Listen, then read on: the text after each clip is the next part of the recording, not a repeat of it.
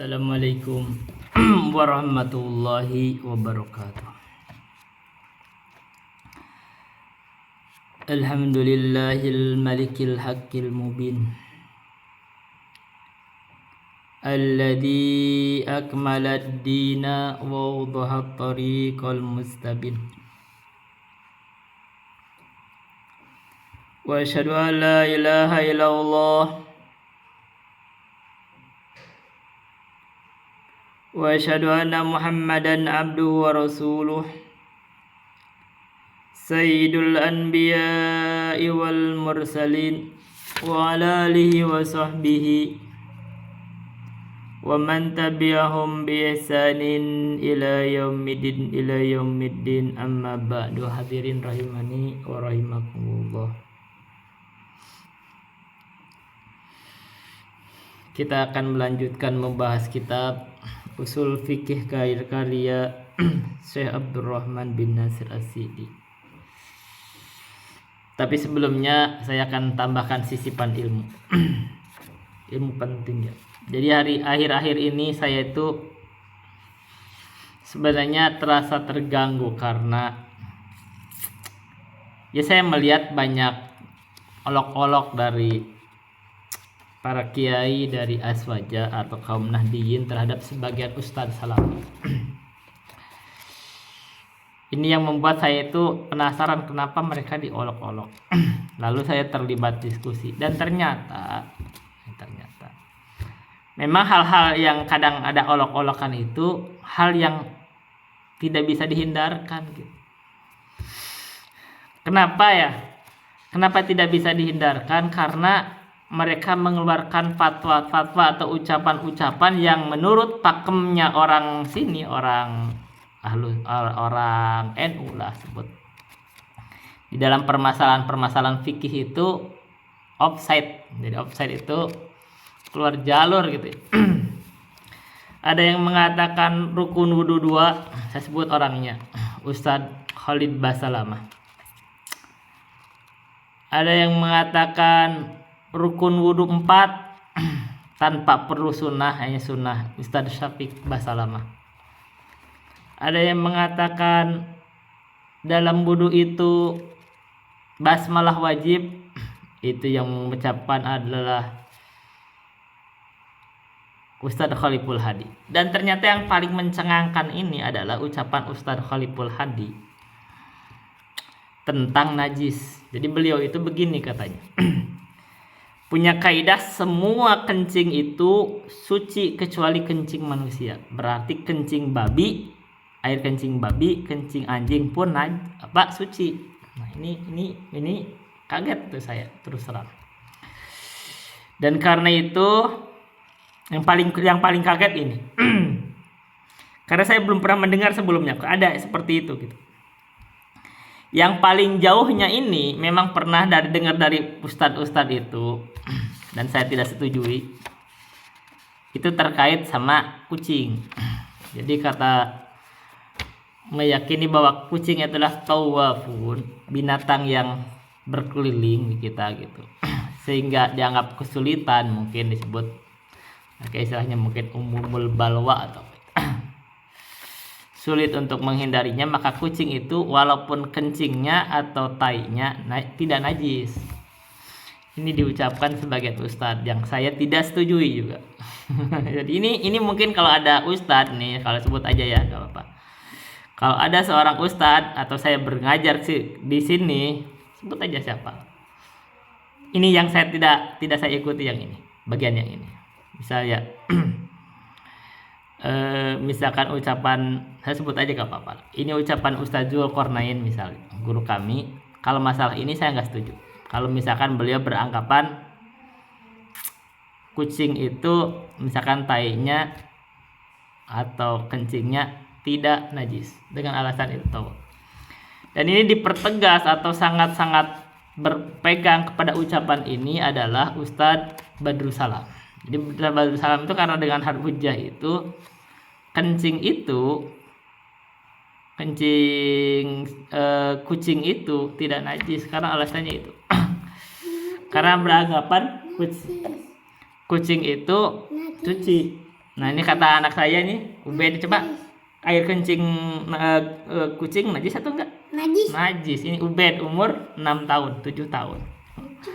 Kata Ubed, anak saya, air kencing kucing najis. Oke, baik, bagus, Ubed. Ini bagian yang saya bahkan tidak setuju.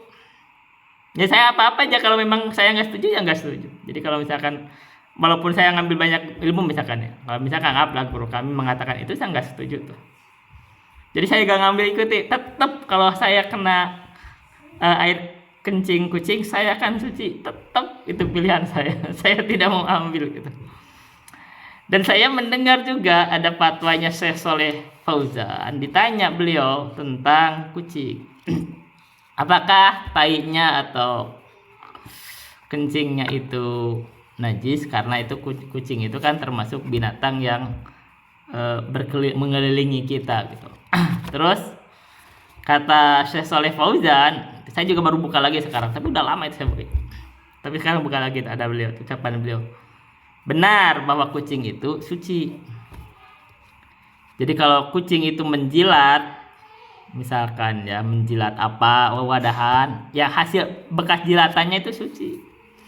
Tetapi tainya tetapi kencingnya itu dia ada dalam keumuman hukum kencing, yaitu najis. Nah ini Shaleh Fauzan. Anggaplah begitu,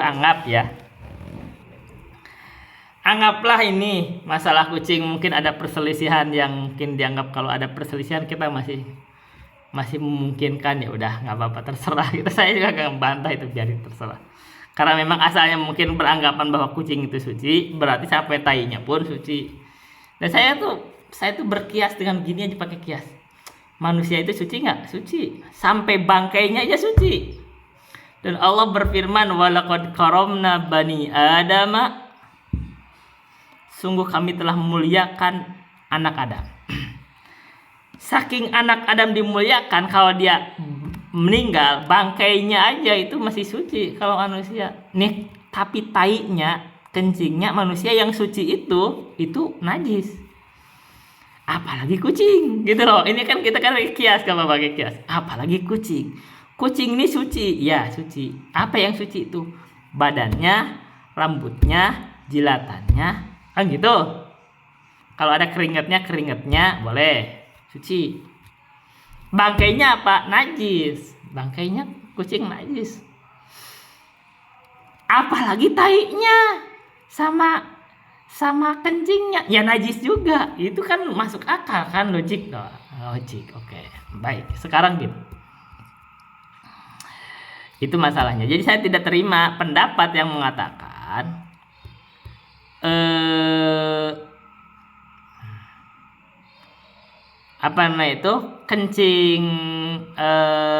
kencing atau tai kucing itu najis karena alasan kucingnya suci. Ya suci itu kucingnya, bukan tainya gitu. Yang suci itu kucingnya, bukan kencingnya. Dan ini saya membenarkan ucapannya Syekh Shaleh Fauzan. Jadi kucingnya yang suci, jilatannya yang suci, tapi kalau tainya atau kencingnya itu najis karena berada dalam hukum keumuman kencing dan najis. Oke, baik, itu masalah kucing. Syekh Shaleh Fauzan ditanya juga berbagai, misalkan tentang tai hewan, misalkan kambing, misalkan gitu, yang dagingnya dimakan, apakah dia najis atau tidak? Nah, ini memang beliau ada kan ulamanya Hanbali. Dia beranggapan kalau tai atau kencing dari binatang yang dimakan dagingnya itu suci. Baik, itu kan itu pendapat, itu pendapat kuat kan. Ini di mazhab Hanbali begitu, katanya begitu. Ini kan bukan kucing kan, ini kambing. Baiklah, kalau masalah kambing kita terserah, kita terima lah, boleh. Ada maslahat ya, kalau kambing itu, tai kambing itu kan dipakai pupuk. Nggak ada yang pakai pupuk pakai tai kucing atau tai anjing, nggak ada. Tai kambing itu, dan isinya tai kambing itu apa sih? Isinya kan rumput. Jadi kalau misalkan dia nggak suci, kita masih menerima, boleh lah, katanya boleh. Jadi dan ada manfaat di sini, ada maslahat. Jadi kadang-kadang kalau kita kalau kita butuh pupuk, kalau kita membeli tai kambing, nah kalau dianggap najis itu ada beranggapan nggak sah tuh. Nah sekarang nggak dianggap najis, itu ada maslahat di situ. Jadi oke. Bersamaan dengan itu kalau sikap saya, kalau untuk sholat saya tetap nggak mau ada tai kucing, ada tai kambing atau apa namanya itu kencing kambing, tetap saya akan cuci. Jadi saya nggak tetap, ya anggaplah ini mah untuk ikhtiyat gitu loh. Bolehlah mereka menganggap tidak najis, tapi di mazhab Syafi'i itu najis tetap. Dan saya ikhtiyat tetap saya cuci. Dalam fikih itu begini sebenarnya ya, dalam fikih kita boleh banyak pendapat boleh, tapi yang kita pilih itu yang aman. Yang aman itu yang kita tidak mau diperselisihkan ibadah kita. Ngapain kita ibadah repot-repot diperselisihkannya? Kalau kita bisa ya nggak usah lah, nggak usah, ya udah cuci aja, apa susahnya. Oke, baik. Dan kalau misalkan kita nggak mau, misalkan ini anggap ada konsekuensi, kalau anggap najis nanti ada konsekuensi kalau misalkan bagaimana kita butuh ini, ya udah anggaplah najis, tapi udah ikhtiatnya cuci aja. Tapi yang paling jauhnya ini ucapannya Ustadz Khaliful Hadi. Beliau itu tadi air kencing anjing saja atau babi itu suci, kecuali manusia. Ini kadang-kadang nggak masuk akal ya. Manusia yang suci, badannya suci, ludahnya suci, bangkainya suci, air kencingnya, tainya najis. Kenapa anjing yang disebut itu mugolah doh, yang kalau dia menjilat perlu dicuci 7 kali termasuk dengan tanah, kenapa air kencingnya nggak suci? Nggak masuk akal. Kenapa air kencingnya itu suci? Nggak masuk akal, saya nggak nerima. Maka saya itu kemarin saya baca-baca, saya ada satu bagian dari Sofatu Zubat saya hafal tentang najis, kan ada tuh.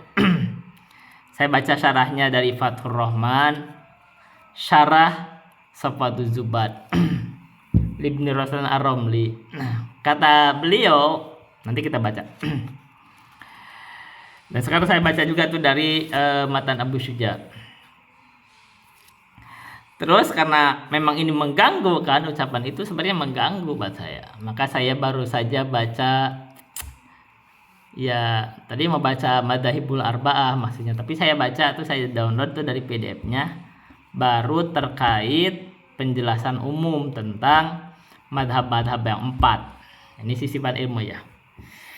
Ada banyak pelajaran di situ, ada tentang bagaimana terbentuknya itu, termasuk para imam yang pendirinya, guru-gurunya itu, sampai ada guru-guru disebutin tuh banyak, ada disebut ada punya 500 guru begitu, ada begitu ya.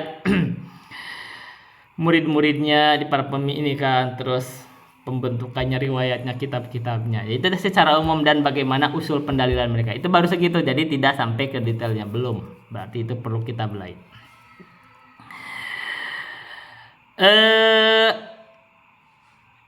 Kesimpulannya adalah saya tidak menerima ucapan Ustadz Khaliful Hadi ini. Saya rekam dan saya akan kirimkan ke beliau. Ini bentuk bantahan ilmiah. Karena beliau beranggapan bahwa karena asal benda, berarti asal benda itu suci, maka ya itu suci.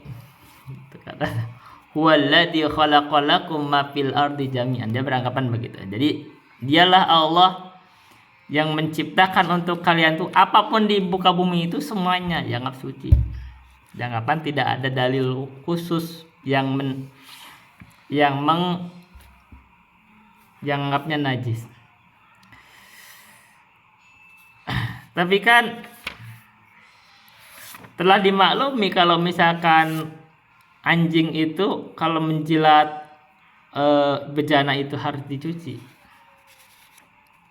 Baru jilatannya aja sudah harus dicuci 7 kali. Apalagi tainya, apalagi kencingnya, itu najisnya pasti kan. Baik, kita akan baca sekarang. Ini bahas tentang najis. Saya baca dari pertama, kita baca dulu nih, ulang lagi nggak apa-apa, ini ilmu diulang-ulang ya. Dari Takrib atau yang disebut dengan Matan Abu Syuja tentang najis. Kita harus tahu. Jadi memang Dan beliau pun menyampaikan kaidah itu dari mana ya? Dia tuh langsung berbeda kaidah, tidak disebutin kitabnya, dia kitab terus baca ayatnya, dia tidak disebutin tafsir siapa. Ini kok ini yang sebenarnya jadi masalah gitu loh. Masalahnya adalah kita ini dianggap salafi, pengikut madhab salaf, tapi ketika menyampaikan ayat, menyampaikan apa, Anda gak menyampaikan itu pendapat siapa, kalau paham itu paham siapa, kitab apa. Ini yang menjadi masalah, sehingga Ustadz atau Kiai Aswaja banyak mencela juga, ini kalian ini Wahabi ini kembali kepada Al-Quran dan Sunnah cuma jargon katanya. Terus ikuti pemahaman salaf, pemahaman siapa gitu loh. Ikut pemahaman sahabat, pemahaman siapa yang mengatakan air kencing anjing itu suci? Pemahaman siapa? Benar ini. Jadi saya ini walaupun ini saya kan dianggap Wahabi, ya anggaplah Wahabi. Guru-guru kami juga iya, saya nyampaikan akidah begitu. Akidah dari Ahlus Sunnah, ya mereka nyebut Wahabi. Tapi begitu menyampaikan kritikan begitu ya saya gak bisa menyalahkan ucapan itu, benar juga ya, cuma jangan sampai jadi jargon aja ini gitu Al-Quran dan Sunnah terus ikut pemahaman salaf, tapi begitu menyampaikan sesuatu dari fikih keluar dari dirinya sendiri kagak ada tuh runtutan ilmiahnya dari mana gitu loh. Ini kalau misalkan ucapan Syekh Shaleh Fauzan yang beliau itu anggaplah guru kita, masyayikh kita dari Arab, yang beliau itu masyayikh Hambali, karena Ustaz Salafi banyak yang Hambali. Beliau aja kalau kencing kucing yang itu kucing itu suci dan jilatannya suci, kencingnya dianggap najis, apalagi anjing itu pasti najis. Itu jadi saya tuh tidak merasa, tidak ada orang yang mengatakan itu suci gitu. Ini baru satu orang ini, saya kaget gitu. Nah gitu. Nah itu masalah. Ini dari siapa? Ini ucapan siapa? Itu pertanyakan. Ini ucapan siapa? Ulamanya mana? Anda nih didahului oleh siapa yang mengatakan kaidah tersebut? Siapa asal usulnya? Semua air kencing itu suci kecuali kencing manusia. Siapa yang mengatakan itu? Ulama mana? Madhab apa? Bukunya apa? Buka gitu. Kita akan penasaran, saya mau buka, makanya saya itu buka juga kitab. Pengen buka itu kitab Madzhabul Arba'ah itu apa, di kitab apa di situ. Nah, tapi kita baca dulu dari kitab Madhab Syafi'i. Yaitu di matan Abu Syuja itu tentang najis. Wa kullu ma'in kharaja minas sabilaini najisun ilal maniyah. Setiap yang keluar berbentuk cairan. Sebenarnya gak perlu bentuk cairan, pokoknya yang keluar lah apapun ya, walaupun benda padat kan. Kalau nanti cairan doang, nanti kalau BAB nggak dianggap najis. Jadi ini kritikan kalau yang keluar dari depan atau belakang itu najis kecuali mani. Nah, kalau mani bukan najis. Oke, ini sepakat kan. Manusia kan, baik. Kalau hewan gimana? Ya sama aja. Kalau sama aja, ini alat kelamin ibaratnya. Kalau depan berarti alat kelamin, dari belakang itu najis juga. Ini kan kesimpulan umum di mazhab Syafi'i. Nah, wa ghuslu jami'il abwali wal awrasi wajibun. Nah, sekarang membasuh semua kencing dan semua tai. Ini kalau disebut semua bukan hanya manusia doang, ini termasuk hewan. Ini wajib, berarti dianggap najis. Jadi di mazhab kita, mazhab Syafi'i, itu saya merasa ini lebih cocok nih. Jadi pas, itu lebih enak. Semua kencing dan semua tai, apapun dari hewan apapun itu wajib dicuci. Kecuali, nah baru sekarang dikecuali ya, kencing ila baula sabiyil ladzi lam yakulit ta'ama, kecuali bayi anak laki-laki yang belum makan. Tidak perlu dicuci, fa innahu yathuru birasyil mai, cukup dipercikan. Nah, itu nih sebab hukum yang disebut dengan mukhaffafah itu.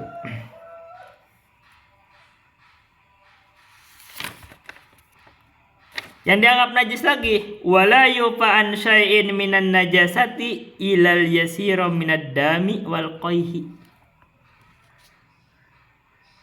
Tidak dimaafkan apapun dari najis itu kecuali yang sedikit dari darah. Darah aja najis. Wal qaihi dan nanah. Nanah aja najis, tapi kalau sedikit dimaafkan. Kenapa? Karena sulit kalau misalkan ada luka, misalkan ya. Kan sulit, jadi itu dimaafkan. Ini babnya dimaafkan.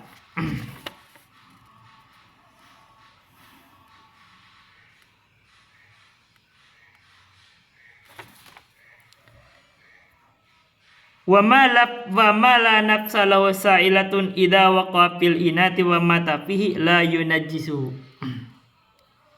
Binatang yang tidak ada darah yang mengalir kalau mati kena ke dalam bejana tidak membuat najis, tapi binatangnya najis enggak? Najis. Tidak membuat najis tapi binatangnya najis. Ya kan? Kalau binatangnya najis. Ya misalkan misalkan apa ya, nyamuknya najis kan, itu binatang juga tapi tidak membuat najis. Itu bahasanya tidak membuat najis, tapi tinggal dibuang aja gitu kan. Beda sama tikus gitu. Kalau misalkan airnya kurang dari 2 kulah, nah itu yang bahasa yang diucapan di sofa 7 bat itu itu nanti itu yang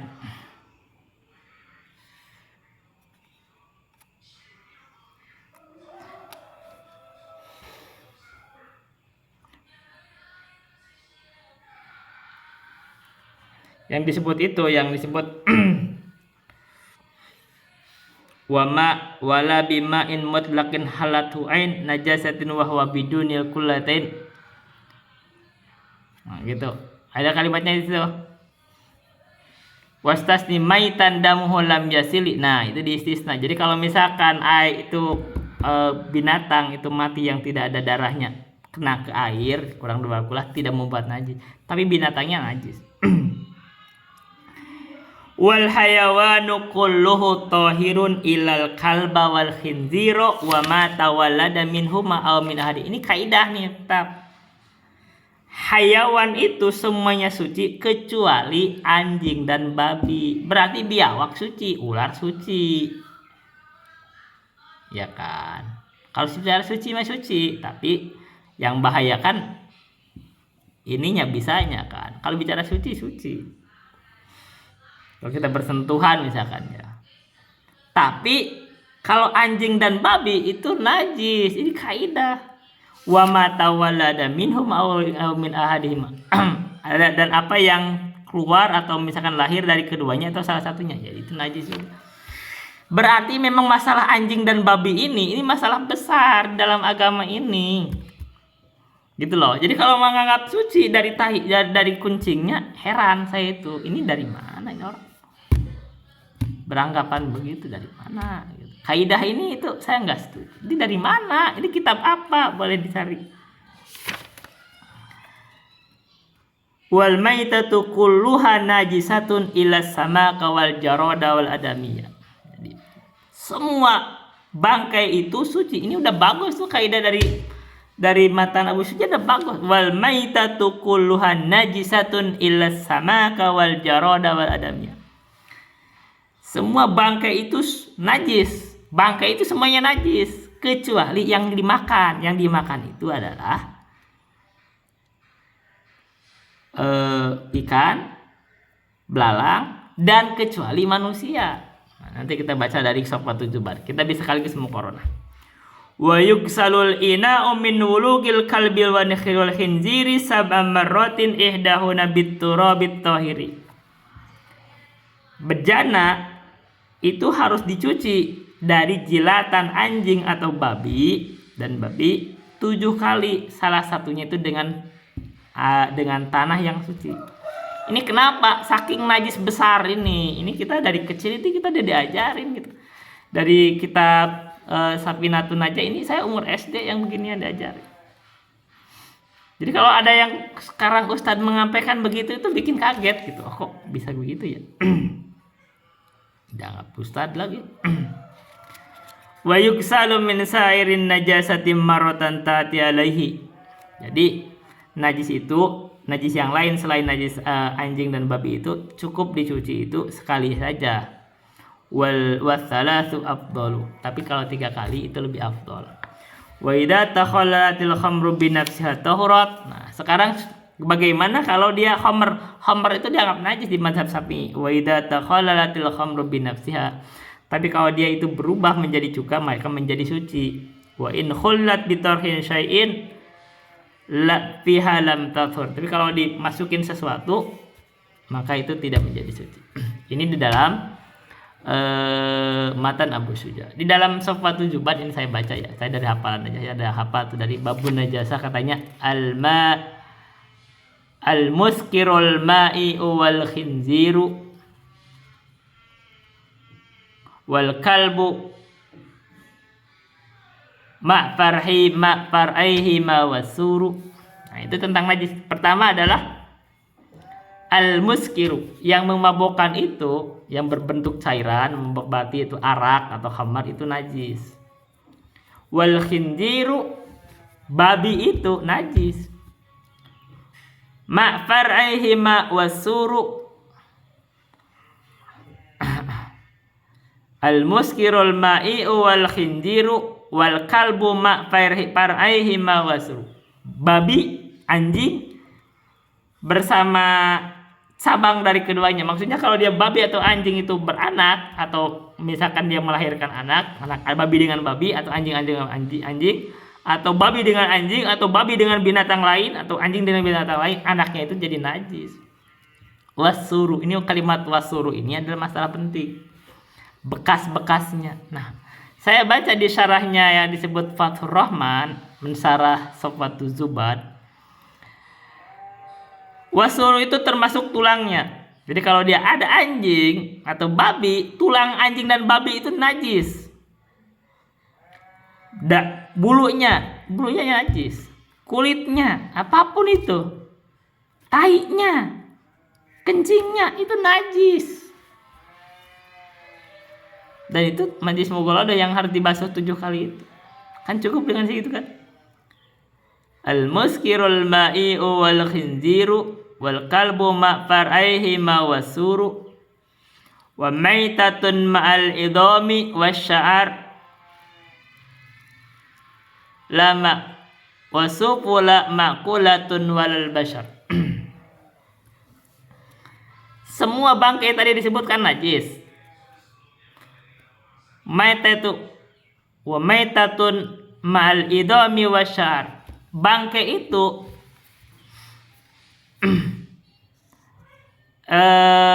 ma'al idami, bersama dengan tulang-tulangnya, wasya'ar, dan rambut-rambutnya itu najis semua kalau bangkai. La ma'kulatun walal basar, kecuali bangkai atau bangkai dari binatang yang dimakan. Apa yang dimakan? Tadi ikan, terus apa namanya itu, belalang, walal basar, dan manusia. Jadi kalau manusia itu suci, bangkai manusia. Ya, 3 dikecualikan. Yang dimakan, bangkainya yang dimakan apa? Yang dimakan itu adalah belalang sama ikan. Terus memaitatun mal idami wasya'ar wasufula ma'kulatun walal bashar. Wadam wal qai'u wa kullu ma dhahar minas sabilaini siwa asil bashar. Wadamu, darah, wal qai'u, muntah, wadam wal qai'u wa kullu ma dhahar, dan apa saja yang tampak, minas sabilaini, dari 2 jalur, dari depan dari belakang, apa aja bentuknya, mau berbentuk BAB, mau kencing, itu najis. Jadi wadamu wal qai'u wa kullu ma dhahar minas sabilaini siwa asil bashar, kecuali merupakan aslul bashar, maninya, atau udah darah dari, kalau dia keguguran berarti gitu ya, alaqah atau mudghah itu tidak atau banin atau janin sekaligus itu tidak najis karena itu penghormatan ke manusia. Wajuj'u hayyin kayadin mafsuli kamaitihi la sya'arul maquli. Nah, sekarang gini, bagaimana kalau anggota tubuh yang terpotong? Wajuj'u hayyin kayadin mafsuli. Kalau ada anggota tubuh yang terpotong seperti tangan yang terpotong, kamaitihi seperti bangkainya aja.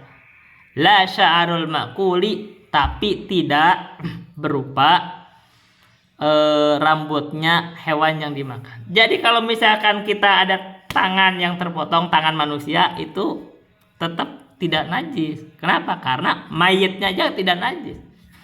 Tapi kalau dia tangannya tangan kambing, sebut tangan atau kaki terserah. Kaki kambing, ya kan kakinya 4 bukan tangan. Kaki kambing terpotong, berarti dia kan tidak disembelih dulu, najis.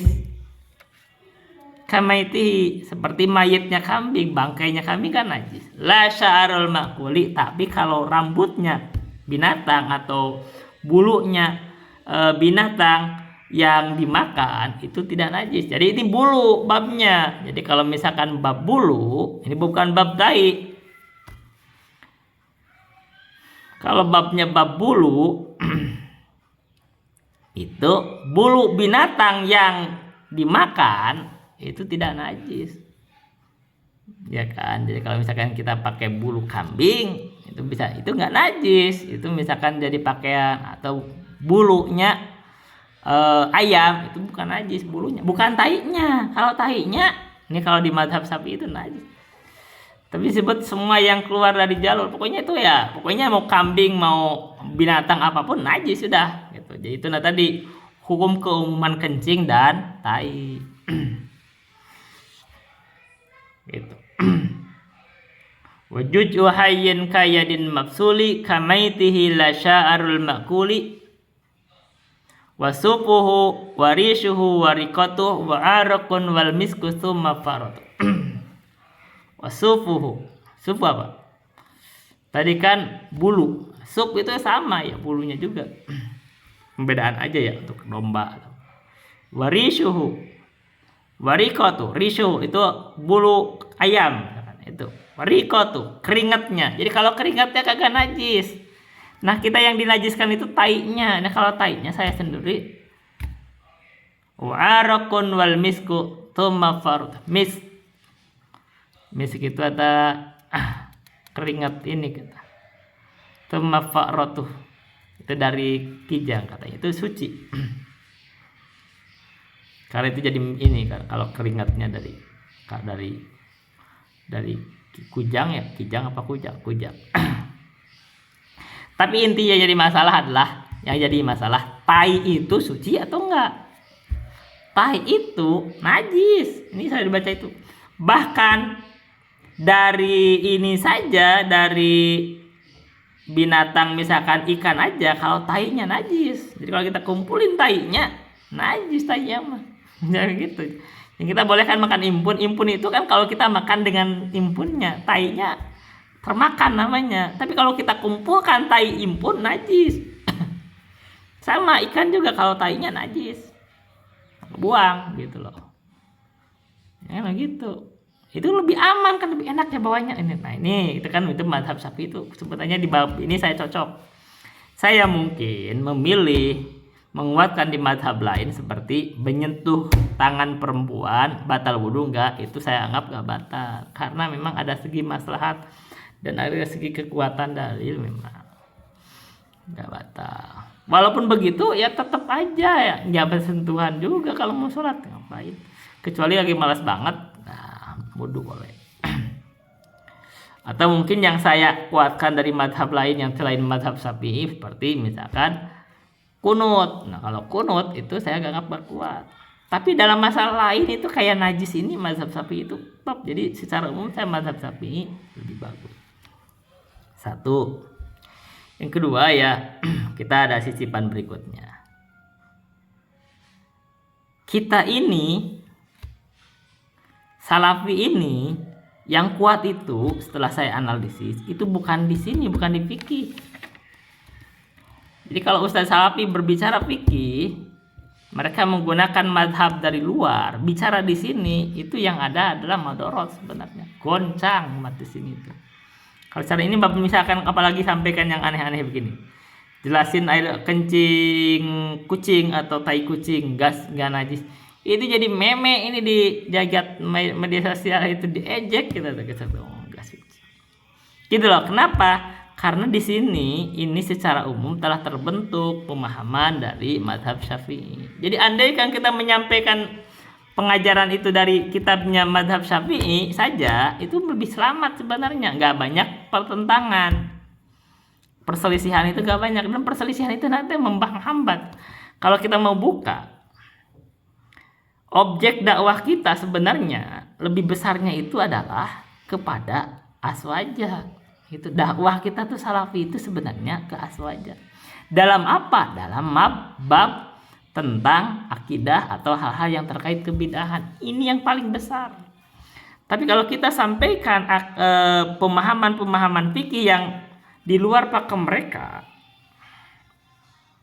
yang mereka pahami, itu malah bisa menghambat dakwah. Ini perlu diperhatikan. Padahal dalam agama ini ada kaidah ad-dinu mabniyun alal masolih bijal biha wadari lil qabai. Agama ini dibangun di atas maslahat. Jadi kalau kita menyampaikan ilmu ada maslahat tidak? Kalau tidak ada maslahat gak usah disampaikan. Ini saya sampai ini pesan dari saya, gak usah disampaikan kalau masalah gitu. Kenapa? Emang seberapa penting kita menyampaikan tai kucing? Seberapa penting kita menyampaikan tai kencing kucing? Kan nggak penting juga. Ya udah, kita sampaikan berdasarkan mazhab yang ada aja di sini. Oh ini tai kucing najis, kencing kucing najis, tai kambing najis, sudah gitu aja lebih aman. Tai ayam najis. Coba bayangkan kan hati kita, bayangkan ya kalau saya sendiri terus sholat terus ada tai ayam, nggak mau saya. Nggak mau. Cuci begitu ya. Ini ada misalkan lagi di masjid ini sajadah ada tai ayam, nggak mau saya gitu kan. Nah ini aman gitu loh. Ya udah, ngapain ini kenapa perlu disampaikan? Anggaplah kita punya madhab lain, ya nggak usah disampaikan juga kalau masalah itu, nggak usah. Kalau menurut saya ya lebih bagus, lebih selamat kalau kita menyampaikan khusus masalah fikih itu dasarnya itu dari mazhab yang kita di sini aja dulu, yang dipahami orang-orang supaya tidak banyak pertentangan. Dan kalau pertentangan ini ada efeknya nanti menghambat dakwah. Banyak, makanya kita sendiri kan ngerasain dipersempit dakwahnya, kadang dibubarin pengajian. Sedikit mereka itu sebenarnya mereka juga kadang-kadang ya dalam hal-hal tertentu nggak toleran juga. Kalau mereka ke kaum Kristiani toleran banget, ke Konghucu bisa beribadah di masjidnya. Ke kita nggak toleran, mereka nggak toleran. Kita menyampaikan pengajian yang ada kemungkinan itu dibubarin. Mereka nggak toleran sebenarnya di situ. Dan ini masalah perlu pertimbangan lagi. Nah, tapi di konteks itu,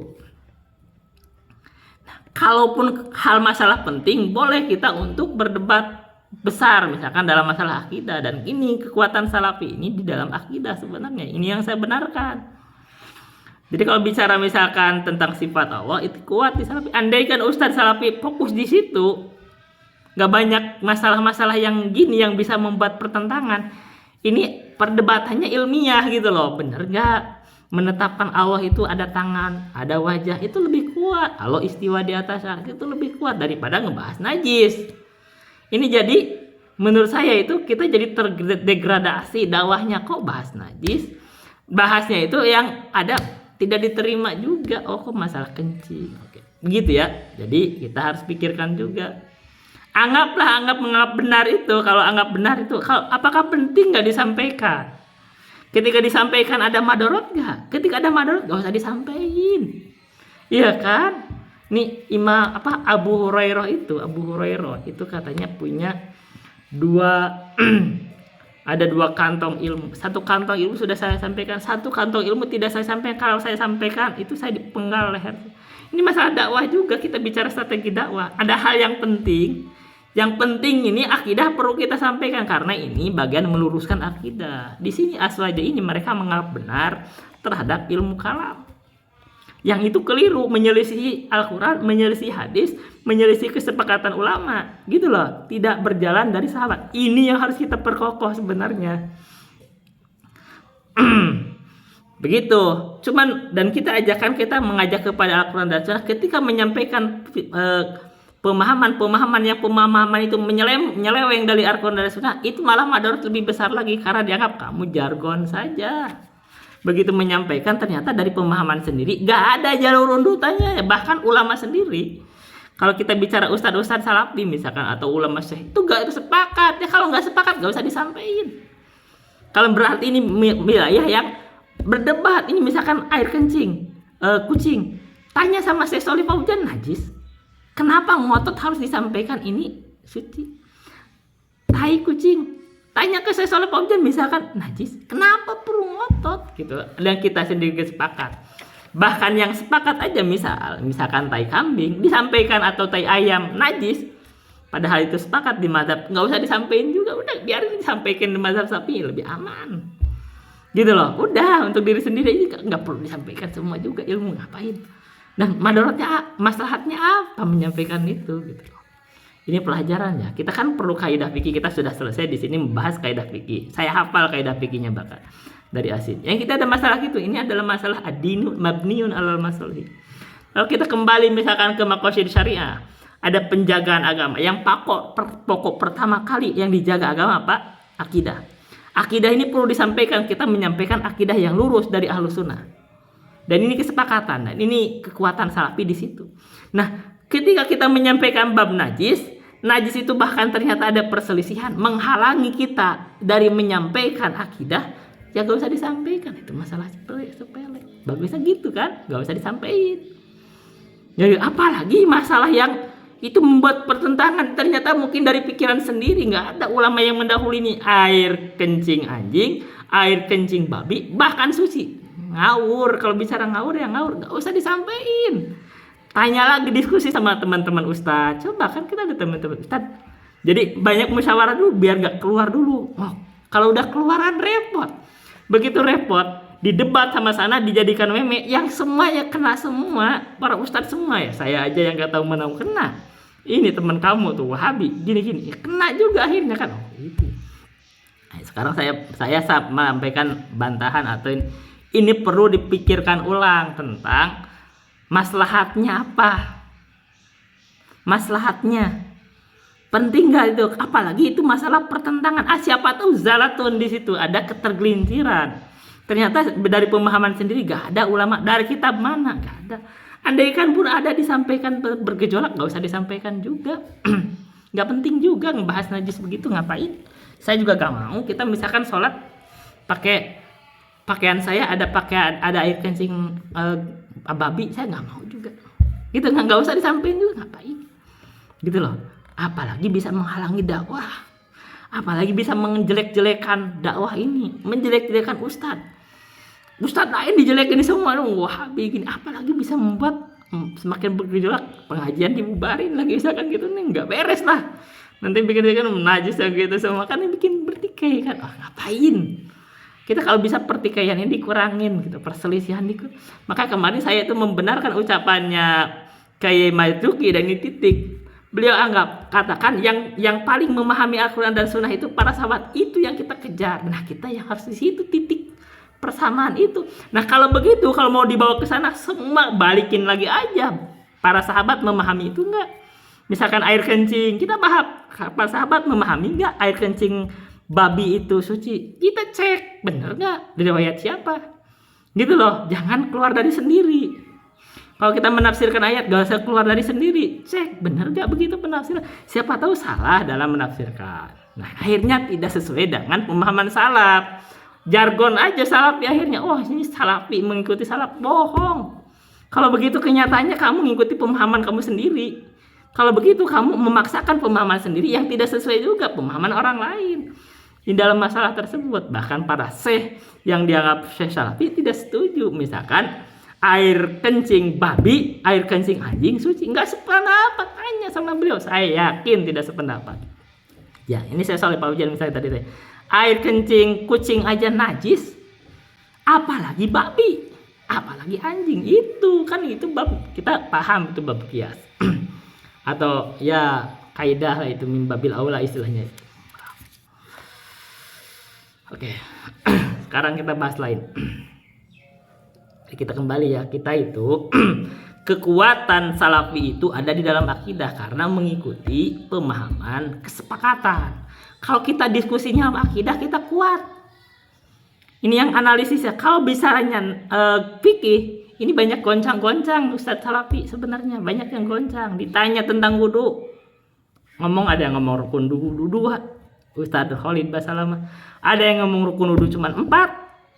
Niat gak sah, niat itu bukan wajib, Ustadz Syafiq Basalamah. Ada yang nganggap basmalah itu wajib, Ustadz Khaliful Hadi.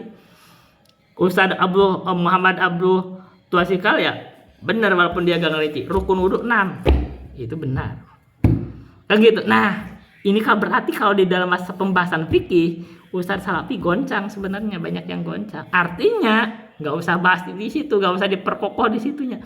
Nah udah kita bahas kitab fikih berdasarkan yang berkembang di sini. Ya udah mazhab Syafi'i ini kita bahas aja matan Abu Suja. Guru kami ngajar tuh Abu Suja, Ustadz Dzulqarnain. Udah itu bener tuh gaya Ustadz Dzul. Udah ajarin aja tuh mazhab. Lagian kita sendiri kan mengakui Imam Syafi'i lah imam kita juga Ahlussunnah. Ya udah jelasin aja dari mazhab Imam Syafi'i. Nanti kalau salah banget, misalkan keliru banget, atau kita lemah banget, baru kita kasih pendapat lain, misalkan dari Imam Ahmad, misalkan kunut, boleh disampaikan aja, tapi itu sebagai tarjih. Bahwa mereka mau kunut, boleh aja, gak masalah, kan ini bukan masalah hal penting, gitu loh. Ini, sekarang saya sampaikan masalah lain, gak masalah, kita ada perpanjang. Ustadz Yazid itu ketika menyampaikan tentang pembatal kita masalah lain pembatal puasa, beliau membuat pendapat dari siapalah mengeluarkan mani ketika puasa itu tidak membatalkan puasa, alasannya begitu. Ini menjadi meme, itu menjadi celaan, menjadi ejekan buat beliau juga. Nah ini masalahnya Wahabi kan gitu, Wahabi nih gini ajarannya gitu lagi puasa ngebahas misalkan begitu, oh mengeluarkan mani lagi puasa enggak batal, enggak ada dalil yang membatalkan. Nah ini satu, itu jadi meme. Sekarang dipertegas lagi sama Ustadz Zainal Abidin. Saya baca tuh dia mempertegas itu masalah itu. Mengeluarkan sperma dengan sendiri, berniat mengeluarkan sperma berarti ketika puasa nggak membatalkan wudhu. Ini saya baca tuh, lihat di videonya Ustadz Zainal Abidin. Saya tuh ngerasa ya ini masalah sepakat gak? Tidak sepakat, nggak usah disampaikan. Mungkin itu ada sependapat satu orang yang mungkin juga zalat di situ, tergelincir, nggak usah disampaikan. Tanya pada ustadz yang lain, tanya nih, kalau Ustadz Jul ditanya begitu dia batal tuh. Jadi kalau dia mengeluarkan sperma batal itu puasa. Dan itu juga bertentangan dengan tanya kepada ustadz lain tuh, Ustadz Saleh Fauzan itu. Saya pernah dengar ustadz itu batal itu kalau dia mengeluarkan sperma, dan itu bertentangan dengan maksud puasa. Sekarang kita bicara ilat ya. Di dalam kaidah fikih kan disebut al-hukmu da'irun ma'illatih wa hiyallati qad aujabat li syirati. Hukum itu berputar di atas ilatnya. Ilat itu yang membuat disyariatkan hukum. Sekarang begini, kenapa berjima di bulan Ramadan itu membatalkan puasa? Bahkan hukumannya berat itu. Hukumannya itu ada kifarat 2 bulan berturut-turut. Kenapa? Kenapa batal? Karena berjima itu ada rasa enak. Kenapa enak? Salah satu yang membuat enak itu kan keluar sperma. Dan proses keluar sperma itu, gesekan-gesekan itu. Nah, kalau Anda membuat gesekan-gesekan sendiri ketika bulan puasa untuk mengeluarkan sperma, itu bertentangan dengan maksud puasa, menahan syahwat. Kan gitu. Ketika Anda merasakan keenakan lalu sampai keluar, Anda menganggap gak batal, itu gak masuk akal juga. Ilatnya itu ada. Ilatnya itu dia mencari keenakan. mencari kelezatan, gitu. Nah kalau Anda menganggap gak batal, itu bertentangan dari ilat. Sama kan ilatnya dengan berjima, sama kan? Ada enak, ada rasa enak di situ. Nah kalau dianggap jima batal, ini gak batal kan berarti gak masuk. Ada masalah kekeliruan dalam pemahaman. Berarti kurang kokoh dalam bab kaidah fikih. Nah, kalau saya ditanya, saya batal itu, saya batal. Hanya saja, saya mungkin begini, saya tidak mengatakan wajib bayar kifarat 2 bulan berturut. Enggak, paling ya kamu batal, tapi hari itu harus dikodok, gitu. Tapi tidak sampai di kifarat, gitu aja bedanya dengan berjima.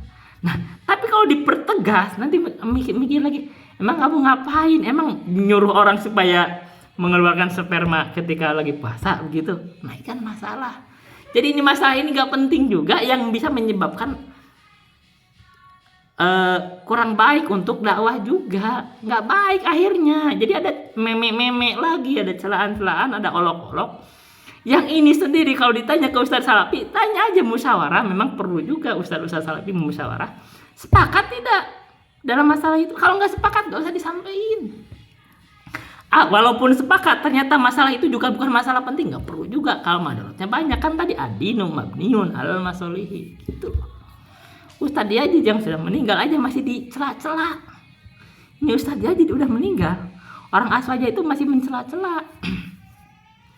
Kenapa? Karena dasarnya Aswaja itu membenci Wahabi, membenci Salafi. Kenapa? Kita bicara sejarahnya dulu. Kalau menurut pengetahuan saya, kita sisipan ilmu berikutnya. Kenapa Aswaja itu membenci sekali sama dakwahnya Salafi? Ketika di Jazirah Arab itu dulu mereka itu berkuasa, kalangan Sufi itu berkuasa, mereka itu memang banyak mengagungkan kuburan, dibangun kuburan, tawasul ke kuburan, minta-minta. Itu dianggap syirik oleh Muhammad bin Abdul Wahab, dan kita perlu bisa berdebat dengan situ. Masalah itu kan penting, kaidah. Bener kan? Ya memang ya kita menguatkan itu memang meminta ke orang yang sudah mati itu syirik. Tapi mereka itu sakit hati, bener, karena mereka prakteknya itu dilarang. Nah ini kenapa NU berdiri itu kan sebabnya karena itu. Kalau lihat dari sejarah, sebabnya itu menghalangi dakwah Muhammad bin Abdul Wahab yang menegakkan prinsip bahwa tawasul kepada orang udah meninggal, ini salah satunya itu syirik akbar. Maka dia terbentuklah NU. Ketika kita ini sebenarnya, makanya disebut Wahabi itu karena memang membenarkan dakwahnya Muhammad bin Abdul Wahab sebagaimana ulama sebelumnya dari Ibnu Taimiyah dan sebelumnya. Kadang-kadang kita disebut Ibnu Taimiyah juga kan mengikut, atau Imam Ahmad, semua itu. Bahkan kebiasaan dari zaman kaum Nabi Nuh, mereka mengagungkan kuburan juga, itu menyebabkan kesyirikan, dan kita benarkan. Ini adalah perdebatan yang menarik, penting.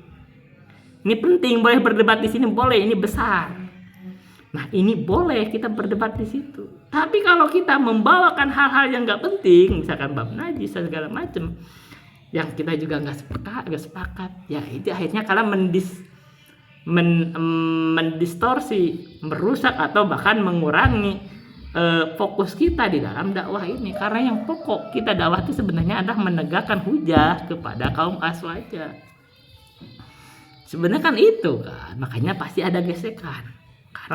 Karena kaum Aswaja ketika mereka berakidah dengan akidah Asy'ariyah, kita kan salahkan, itu dianggap matilah. Mereka menganggap kita ini ketika menetapkan sifat Allah mujasimah, maka itu pasti ada pertentangan. Ini dengan kaum Aswaja atau Nahdiyyin.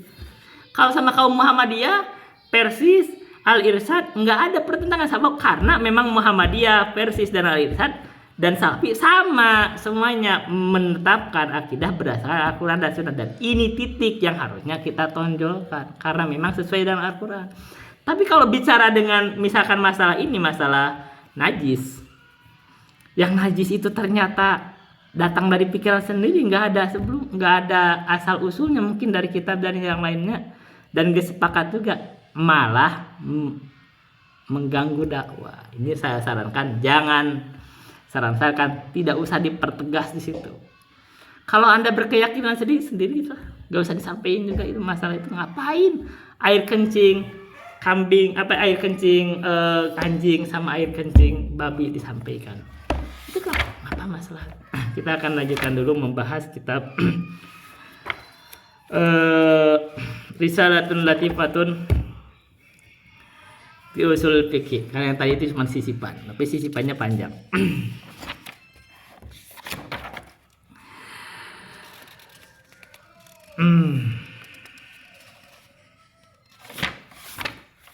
Kemarin kita sudah membahas tentang wujub atau wajib. Sekarang kita membahas tentang waqu' al-haram. Apa haram? Haram itu diduh, maksudnya kewajiban, apa kebalikan dari wajib. Tadi kemarin sudah disebutkan. Kita baca ini aja. Hadza huwal hukmu tsani. Ini adalah hukum yang kedua dari hukum taklifi, yaitu haram. Wal muradu bil harami ma talaba syari'u tarkahu talaban jaziman.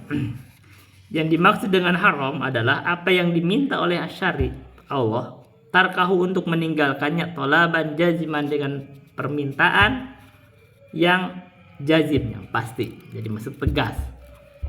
Jadi kamu harus tinggalkan, nah, itu tegas. Wa min amthilatihi az-zina, syurbul khamri, syurbud dukhani, al-qati'atu, al-kalamu fil uyubil akharin, wa qad yusamma al-haramu wal mahduru wa ghairul jaizi. Contohnya ada zina. Yang kedua adalah meminum khamr, contohnya syurbul dukhan.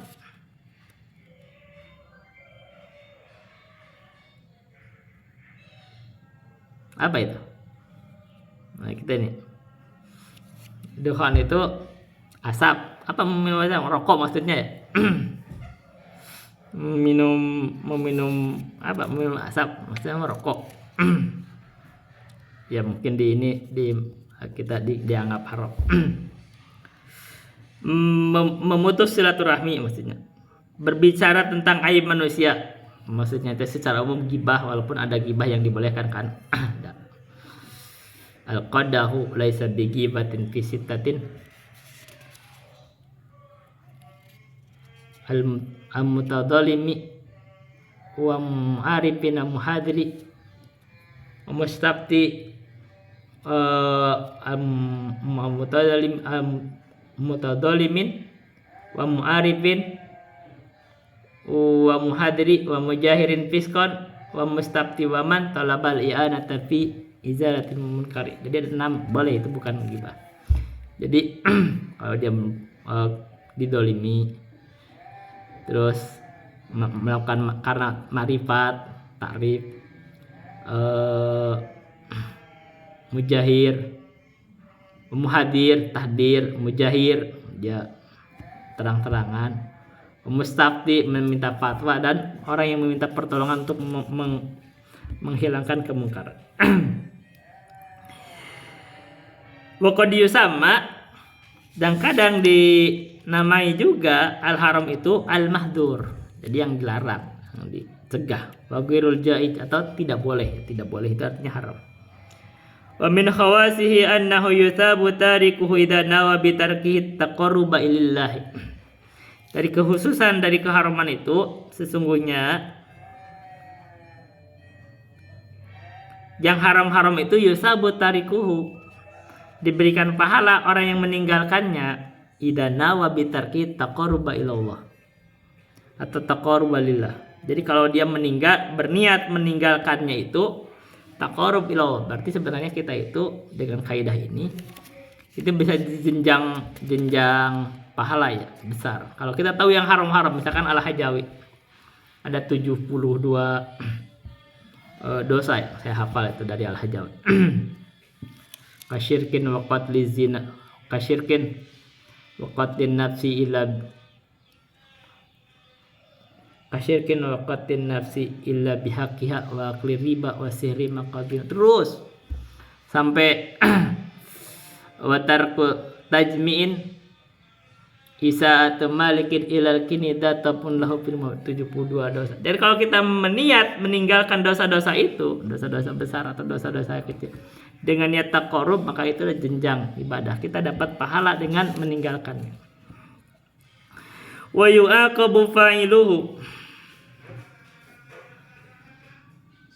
dan disiksa orang yang mengerjakannya. Fasyaribud dukhani mu'aqabun mustahiqun lil 'uqubati, yang meminum dukhan, tambah dukhan kita aja dulu. Kalau konteksnya pokoknya sesuatu yang diharamkan. Ini kalimat dukhannya sendiri ya saya nggak tahu itu apa ya sebenarnya, yang minum dukhan itu apa. Ya, merokok maksudnya. Oh iya, dukhan itu asap, apa maksudnya? Itu dia disiksa dan berhak atas siksaan. Jadi kalau dia perokok misalkan gitu, itu bahaya juga ya. Nah ini orang NU ini nganggap nggak cuma sekedar makruh. Kalau ngerokok ya kita bab rokok. Kita di Salafi memang mengharamkan. Ada ustadz kemarin yang menghalalkan sekaligus, bahkan Ustadz Riyad Bajri, karena dianggap hukum masalahnya kan itu dianggap tadi asal ya masalahnya dia perokok. Ya, kadang-kadang yang perokok ya kita itu kadang ada bias sebenarnya. Ada bias, tapi bagusnya kita dalam hukum itu gak boleh bias ya. Kebetulan saya alhamdulillah gak merokok, jadi gak merokok, gak main musik, jadi ya sampai. Wa man taraka dukhana yaqsudu bidzalika taqarruba ila Allah fa innahu musabun ma'jurun.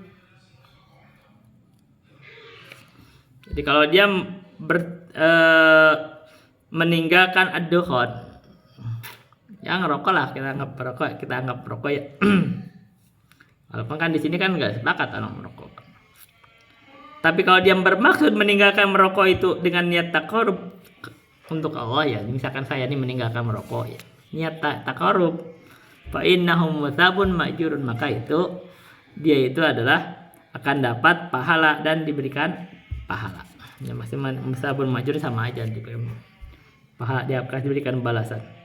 Amma man tarakahu li ghairi hadhihi niyati, adapun orang yang meninggalkan misalkan meninggalkan merokok misalkan, atau hal yang diharamkan lah, dia meninggalkan yang diharamkan itu li ghairi hadhihi niyat, kita pakai umum aja. Adapun dia yang meninggalkan hal yang diharamkan tanpa niat itu, dia niat taqarrub, maka fainahu la yujar, maka dia tidak dapat pahala. Misalkan kenapa kamu tidak pacaran? Gak ada uangnya, nah itu gak dapat pahala. Kenapa kamu gak berzina? Aduh saya gak ada ongkosnya, nah itu gak dapat pahala. Jadi kalau niat misalkan meninggalkan khamr, kenapa kamu gak minum khamr? Aduh mahal, nah kalau begitu alasannya gak dapat pahala. Tapi kalau saya meninggalkan karena niat taqarrub kepada Allah, berdapat pahala. Jadi inti masalah ya kita gak usah terlalu terdistorsi dengan satu istilah. Kan tadi saya bahas kemarin, bisa kalau ada yang ini saya baca secara konteks. Konteksnya itu adalah apapun yang diharamkan kita tinggalkan karena niat taqarrub kepada Allah, maka kita dapat pahala.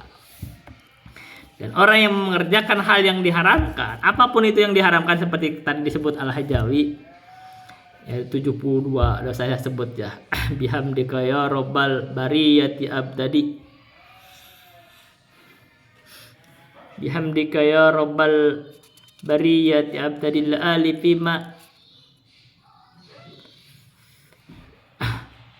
Pima ab lali pi apa sih?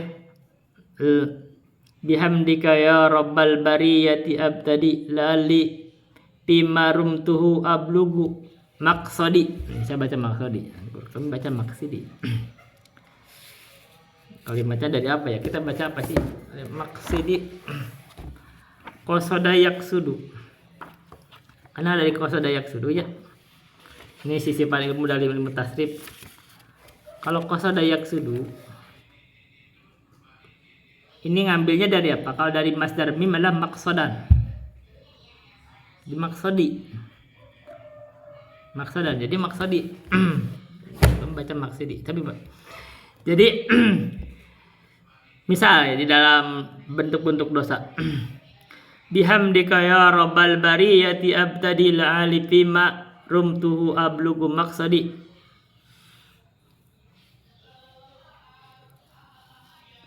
fama fihi wa kun aliman anna dunuba jami'aha bisugro wa kubro qusimat fil mujawadi fama fihi hadun fid duna aw tawa'udi bi ukhra fasammi kubro ala nasi ahmadi wa zada hafidul majdi aw jawaiduhu binafin li imanin wala'nin mubaid.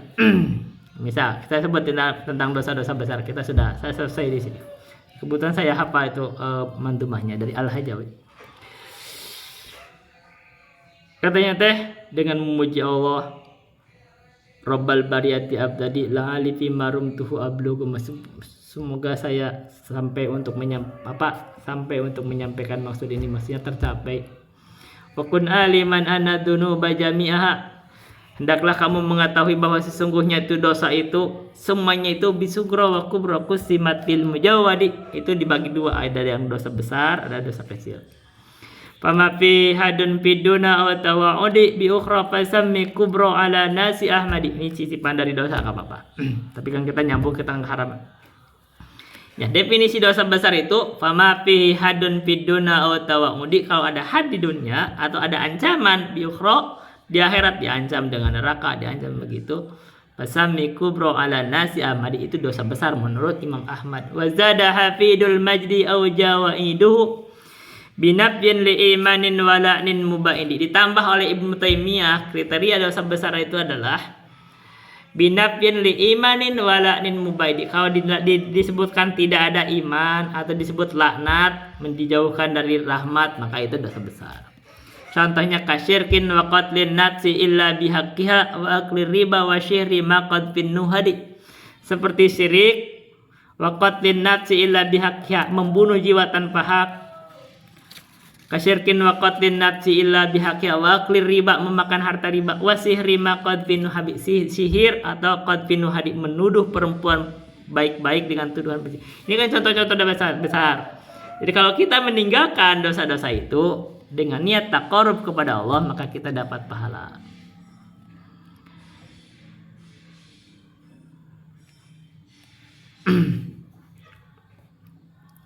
Wa akli riba wa sihri ma qad fin nuhadi wa aklika amwalal yatama bi batili tawallika yaumaz zahfi fi harfi juhadi, memakan harta anak yatim atau juga tawallika yaumaz zahfi fi harfi juhadi, kamu lari dari medan perang ketika bertemu dua pasukan, itu dosa besar. Kadaka zina, nah disebut zina tadi disebut. Wal liwatu, liwat itu sodomi. Wa syurbuhum humuron wa qat'an lit tariqil mumahhadi, atau meminum khamar atau begal, memotong jalan, begal. Humuron qat'an lit tariqil mumahhadi. Wasirqatu malil qaili au aklu malihi bibatili sunil qali wal fi'li wal jadi, atau mencuri barang dicuri, au aklu mali, atau memakan harta orang lain dengan cara yang batil. Syahadatu zurin thumma akun liwalidin, bersaksi dengan kesaksian palsu atau menyakiti kedua orang tua. Syahadatu zurin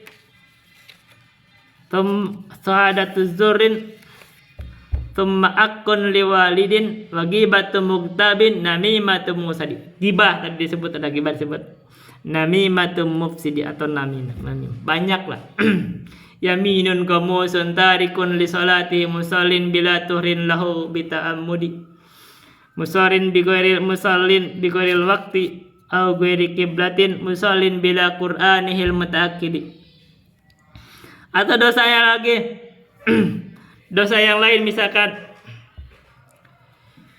yaminun gamusun, sumpah yang palsu, tarikun li sholati, meninggalkan sholat, atau musallin bila tuhrin lahu bita'ammudi, atau sholat tapi tidak bersuci. Nah, tidak bersuci.